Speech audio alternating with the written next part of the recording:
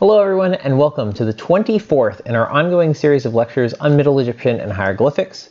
Today we are going to be looking at the word pu, finishing and continuing our content on that from lecture 19. So pu is a very complicated word. It roughly means it is, but it has a lot of specialized uses, and it doesn't really line up super well with any particular English construction, so I think it really deserves its own video just to make sure you fully grasp all the potential uses of pu. If you are curious about what exactly it is technically classified as a Wackernagel-clitic. Wackernagel, it means that it occurs in the second position as a rule. There's a single word unit of some kind. We'll see what exactly that means in a minute. And then pu. And then clitic means it attaches to another word. You do not need to know this. It's not going to come up within any of your Egyptology readings. It's a pretty technical linguistic term, but Wackernagel-clitic is really fun to say, so I could not resist telling you all about it. Pu is, of course, very complicated. It has a large number of different uses. Some of them have already been covered in lecture 19. Those slides are going to be right at the start, and they're going to have review in the header. For content that is already from lecture 19. I didn't port over those slides exactly because there are a few new details, but if you feel like you got everything in lecture 19 really well, feel free to skip ahead to, it should be slide 6, that won't have a review header anymore, 6 or 7. And if not, feel free to watch it again if you want the refresher course, or if you just never got around to watching lecture 19. So bipartite nominal sentences are sometimes called AB nominal sentences. They're a way of directly equating two nominal elements, A and B. And this is not simply the word is. If you wanted to translate the force of it, it might be better is exactly or is intrinsically, because there's a lot of force carried by a bipartite nominal sentence in Middle Egyptian. These show up across all stages of the language. In later periods, they're more common and not quite as forceful. But in good Middle Egyptian, an AB nominal sentence conveys not only that two items are equal to one another, but that relationship is very deep, almost to the level of being intrinsic. So a common example would be something like A is a person's name, or the word for a name, and B is their name itself. A name is, of course, something very core to a person, very central to their identity. It's not really separable from them in any meaningful way. So my name is such and such a thing would be a very good thing to express with a bipartite nominal sentence. Independent pronouns, which we know are strongly emphatic, also frequently appear in AB nominal sentences. It also shows up a lot in religious texts. In things like the coffin text, the pyramid text, people will regularly say, I am Ra, or something like that, because they are equating themselves with the divine by means of magical spells. And the truth and intrinsicness of that invocation is made explicit by the use of a bipartite nominal sentence as opposed to another construction. We learned those other constructions much earlier, things like UEM sesh. I am as a scribe would be how you would usually describe a profession. If you were to say yinek sesh, that would mean that scribehood was some kind of intrinsic part of your being. That is not a thing a scribe would say. That might be something the god Thoth could theoretically say, that he is intrinsically the concept of scribalness rather than working as a scribe, which is the thing that someone who wrote letters for a living would say. So here's an example. I think this is actually a really fun example. It comes from the tomb of a very famous provincial governor in the first intermediate period, a man named Anktifi. You study the history of the Middle Kingdom, you're going to learn about Anktifi. He established a little kingdom for himself in his own nome and surrounding areas during the turbulent semi-civil war of the first intermediate period. The sentence reads, Yinek hat remech pekhui remech. So yinek is, of course, our independent pronoun. So I am, that's our A element. We have two B elements kind of together. They're connected with and. Hat remech, the forefront of men, and pekhui remech, the rear guard of men, perhaps. The alpha and the omega, to use the idiom that our culture uses, borrowed in turn from the Bible, of mankind. Anktifi is saying that he is the greatest person, And not only is he saying it with yinek. He's making it really strong and explicit. This is not just something that happens to be true about him. It's something that's necessarily true about him. A more common, regular, and probably true example is a common phrase on other first intermediate period tombs that begins with yinek, which is, I was beloved of my mother and praised by my father, beloved of my siblings, or other various arrangements of loved, praised, and family members. But that's something that you could totally say and it'd be true, that it is central to your being and always true that your parents love you and your siblings love you. That's a very normal and very true thing. This is a kind of absurd version of that statement, but grammatically it's the same thing. It's just kind of grandiose. It's grammatically correct, even if it is not semantically correct, shall we say. You can also have the word poo take on the be part in an A-B sentence. This is probably the first, chronologically, of the uses of poo. Poo comes originally from a demonstrative pronoun, meaning this. Put it in an A-B sentence, it becomes a this is, or it is. And the A part in this case can be any nominal. Usually this is a noun or an independent pronoun, but I want to emphasize that it can be any nominal because we're going to meet some weird ones as we go through today. Ordinarily it means it is a, and then you might have some further information after as well. In certain contexts, in particular in what we call glosses, it can mean it means a. So a gloss is a note written into a text to explain a particularly difficult word or phrase. This occurs a lot in medical texts and in religious texts, because in both cases you have a lot of specialists, priests and doctors, who come up with terms of art for particular, magical events or particular diseases, and that wouldn't be familiar necessarily to the average reader. So in order to make them more accessible and to accelerate the training of people reading these papyri or other texts, they'll put in glosses, and those glosses usually take the form of an a poo statement. Now, the poo can break up a noun phrase. So if you have an adjective modifying a noun, poo can go in the middle. It cannot break up a bound construction. So this is actually kind of telling that the bound construction was kind of tied together very directly, whereas adjectives and prepositional phrases, you could sneak stuff in there and it wasn't really a problem. So here is a good example of this, actually. This comes from the famous story, the Westcar Papyrus, describing a new character who's about to be introduced, Rujedet, and it's telling her about her identity. So it is Chemet, Wab, Pu, and Ra.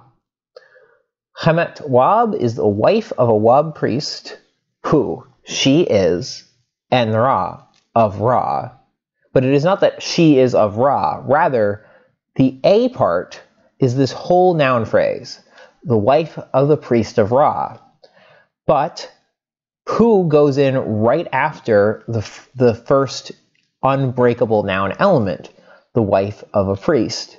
And the of Ra refers back to the priest, not to somehow the Pu or to Rujedet herself. So this is a good example of how Pu can kind of break up these phrases, but still retains its basic meaning. So I think this was an important one to include. And as you may remember from previous lectures, there are a lot of nominals in Egyptian. There are things in Egyptian that are grammatically nominal that you would not expect to be, like verbs, like fully finite verbs with subjects and objects. In particular, you're going to see Pu quite a bit with the perspective, the subjunctive as it is sometimes called. It could theoretically happen with the second tense, but in my reading I was unable to find solid examples of a bipartite nominal that was unambiguously the second tense, the emphatic or the adverbial indicative form, or the nominal indicative form. This is only the subjunctive or perspective form was clearly indicated. There may have been one or two instances. This is perhaps a topic that somebody could do a study on, frankly, just to see. But I don't think it's a settled question. In any case, you can put a nominalized verb phrase, especially the perspective, into the A position. This is where oftentimes what you'll see with that this means. where this means that Ra has turned into a beetle. This means that he is having a heart attack. That's the kind of stuff that you're going to see out of these sentences. And in these cases, pu, again, is going to follow the first unbreakable unit. And the first unbreakable unit is the main verb, its subject, and its object. Those are all tied really closely together, and it was important in ancient Egyptian to kind of treat them as a single unit. But once you've gotten through that, then you've got sort of more extraneous information, like prepositional phrases and adverbs and stuff like that. So that's where you can stick your pu after all those modifiers. There are a few cases where it seems to be able to break off an object, but most of the time it won't. So it's a pretty reliable guide. So here's an example. This is a brief one, comes from a medical text. And this one I only actually saw written out in transcription. There might be some determinatives that are off here if you actually were to encounter this on whichever medical papyrus it is from. Chabes sen decheret pu. Chabes, it means cloth, but it also means to clothe, and from that it acquires a meaning of to cover up. Sen is, of course, the subject. That's our third person plural pronoun. And then decheret it's a word that means bitterness, but it also seems to refer to a kind of disease here. So I think that's probably what's meant. It is the bitterness disease. The decheret disease was what the book I had gave. We don't know what specific medical condition that corresponds to now, probably because you're covering it up with some kind of skin lesion. But what specifically they mean, I don't know. And then we have our pu. So it is, or it means, presumably there was something before it that needed clarification, that they cover up, chabes sen, decheret, the decheret disease, the sores, the bitterness of the skin, whatever is going on here is being covered up. And the pu is telling us this is an explanation of what's happening previously. It's not some kind of continuous action. It is not while they are covering up the decheret disease. It is the thing that happened before. It is the covering up of the decheret disease. It is them covering up the decheret disease. You can also get, overall, as a summary, a pu is a nominal phrase or a full sentence, meaning it is a. Keep in mind that this is a nominal phrase. You can probably guess where this is going, but keep that in your mind for a moment. And you will sometimes see this kind of stuck into more complicated clauses where you have a lot of prepositional phrases coming after it. In these cases, work out what the pu refers to, and then sort out each part kind of individually. Get the it is, and then what the core of what it is, and then like the modifiers or anything coming after that to fit it into the picture of the larger sentence. So, as you may have guessed last slide, a pu is a noun. Put any noun or noun phrase into an AB nominal sentence. So you can get a pu be. You can't get a pu. You can get a pu, but that doesn't have any special meaning. It just comes up as something like, it is that it is something. It's just another variant of the explanation form and not terribly interesting.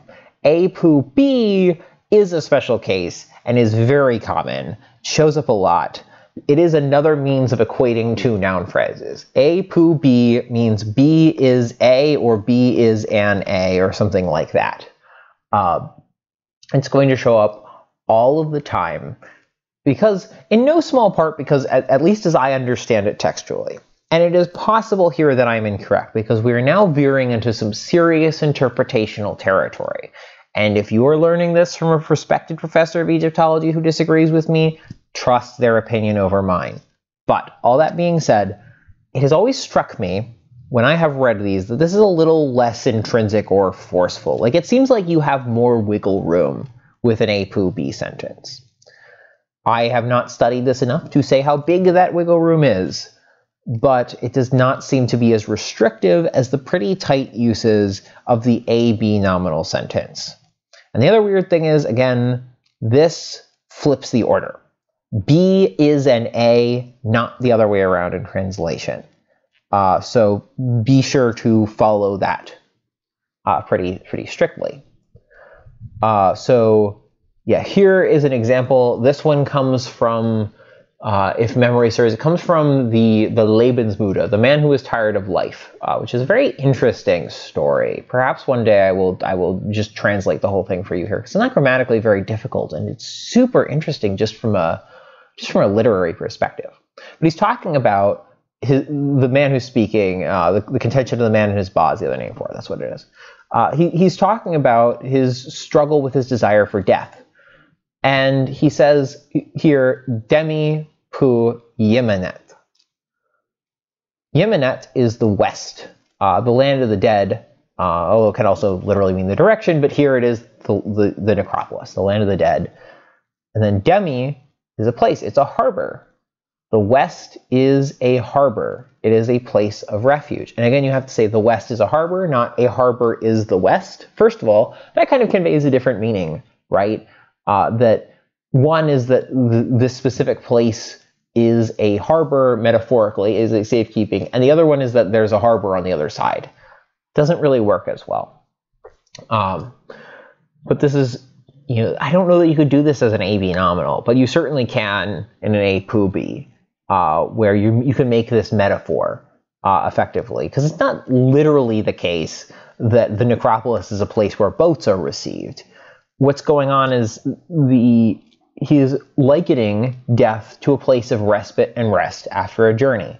There's actually a lot of metaphors like that in this text. Actually, I think in the Hoke textbook, it should be chapter either 7 or 8. There's a reading section that comes from this, and it has a lot of those metaphors in it about how death is a place of respite. It's a very interesting take on the Egyptian philosophy around death. It's worth a read, I think, as an interesting piece of poetry. If you got a free couple of hours and you want to do some translation work. But I digress. There are a few cases using independent pronouns with pu. So in our bipartite, if you get yinek pu, that is, it is I.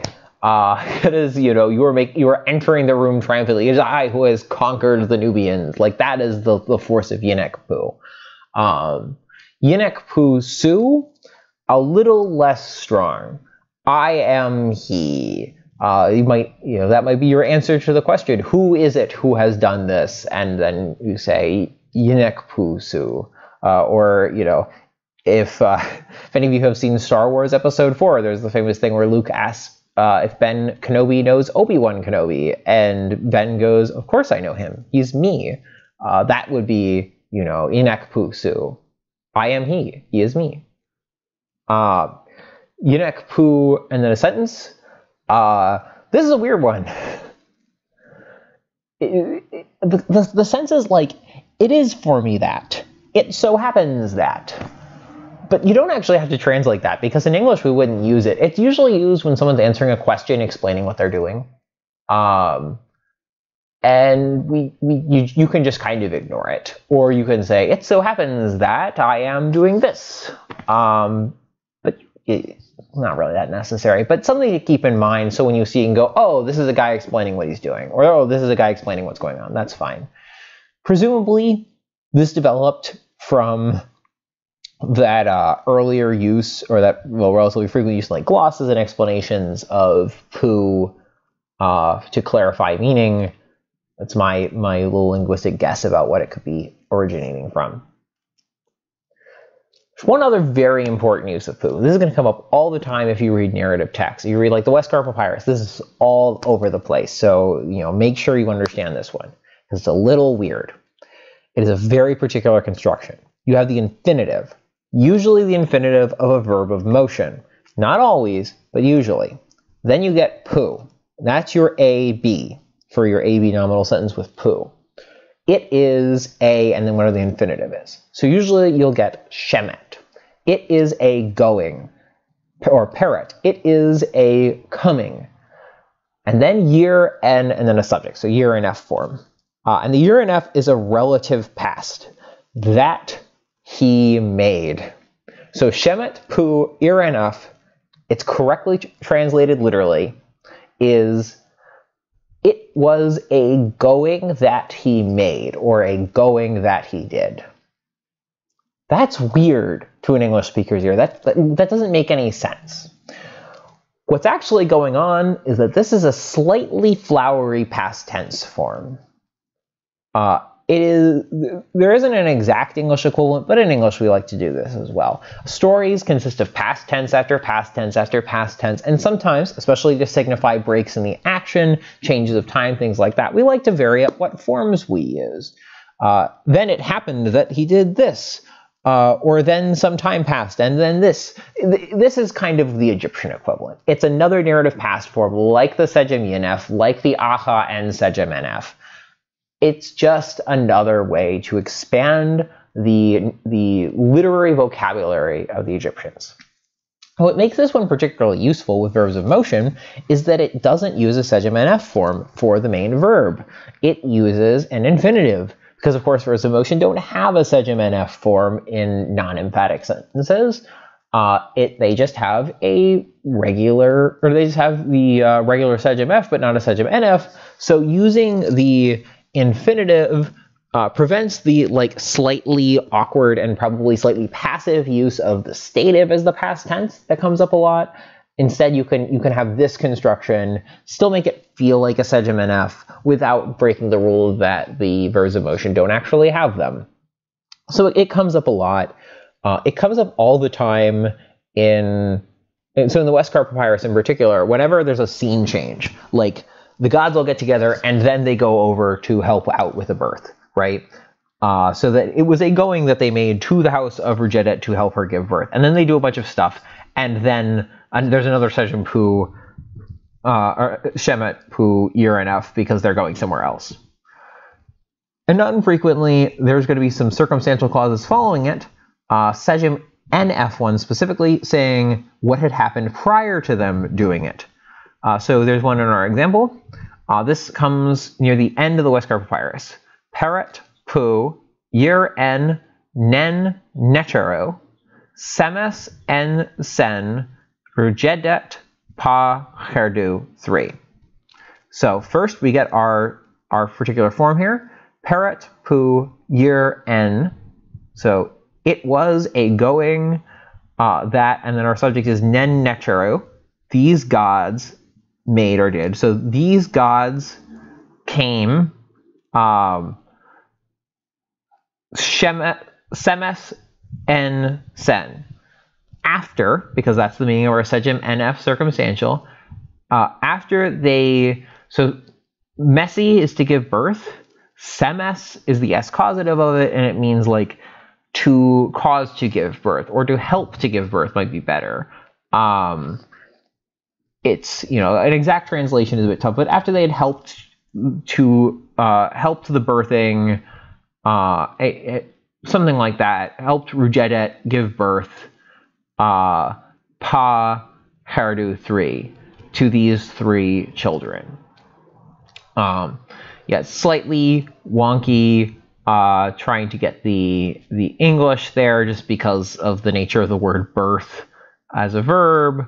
But it, you get the idea grammatically, even if both now and when I went over this in class some time ago, there was a little bit of discussion trying to actually get the correct form of the verb. Unfortunately, I don't think there's any getting around that.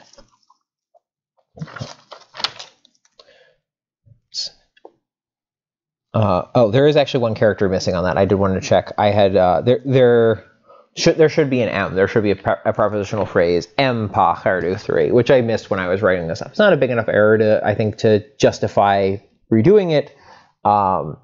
But just so you know, it should be M Pa Herdu 3. So, conclusion, Pu is one of the most difficult words, I think, in Middle Egyptian for an English speaker, because it's just weird. It's just kind of weird.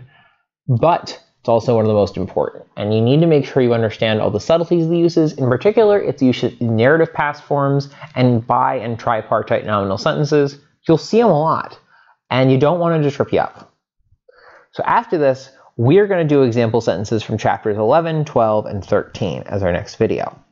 And then we're going to be shaking things up a little bit, because we will have, I think we're about at the point where we can graduate from following Hoke strictly. There's still stuff in Hoke's book we haven't covered, but it's kind of piecemeal.